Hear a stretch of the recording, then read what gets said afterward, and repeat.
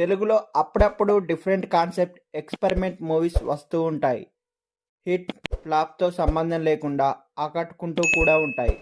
కానీ ఇప్పుడు 100 నిమిషాల సింగిల్ టేక్ మూవీ అంటూ థియేటర్‌లో ఒక మూవీ రిలీజ్ అయింది. ఆ మూవీ ఏదో కాదు, సూపర్ రాజా గారు నటించిన ఇలాంటి సినిమా మీరెప్పుడు చూసుండరు. ఇంతకీ ఈ సినిమా సంగతేంటంటే, సూపర్ రాజా అనే వ్యక్తి తాను తీసిన ఈ సినిమా గురించి తెలుగు రాష్ట్రాల్లోని చాలా ఊళ్ళు తిరుగుతూ గత ఏడాదిన్నరగా ప్రమోషన్ చేసుకుంటున్నాడు.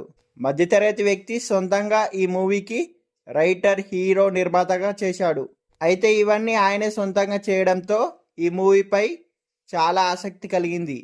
ఈ మూవీ థియేటర్లో ఈ సెప్టెంబర్ 19న రిలీజ్ అయింది. అసలు ఈ 100 నిమిషాల సినిమాని సింగిల్ టేక్లో ఎలా తీసి ఉంటాడా అని సగటు ప్రేక్షకుడు థియేటర్కు వెళ్లారు. కానీ ప్రశంసల కంటే విమర్శలే ఎక్కువగా వస్తున్నాయి ఈ మూవీకి. కొందరైతే దారుణంగా తిడుతున్నారు కూడా. ఈ మూవీ యొక్క విషయానికొస్తే, హీరో ఓ అమ్మాయిని ప్రేమిస్తాడు. కానీ ఆమె ఇతన్ని కాదనుకుని జర్మనీ వెళ్లేందుకు రెడీ అయిపోతుంది. దీంతో ఎలాగైనా సరే ఆమెను కలుసుకోవాలని హైదరాబాద్ సిటీలోని ప్యారడైజ్ నుంచి హీరో అండ్ అతని ఫ్రెండ్ హైదరాబాద్ ఎయిర్పోర్ట్ వరకు బైక్ పైన వెళ్తారు. ఇదే ఈ మూవీ యొక్క స్టోరీ. ఓ మోటో వ్లాగింగ్ వీడియోని తీసుకొచ్చి దీని సినిమా అని చెప్పడం విడ్డూరంగా ఉందని చాలామంది ప్రేక్షకులు విమర్శించడమే కాదు, తిట్టడం కూడా మొదలుపెట్టారు.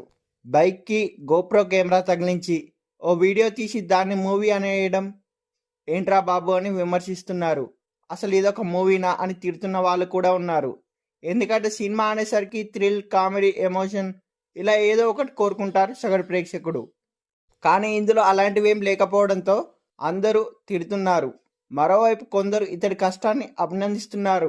ఇంకొందరేమో సినిమా అని చెప్పి సూపర్ రాజా భలే మోసం చేశాడని అంటున్నారు.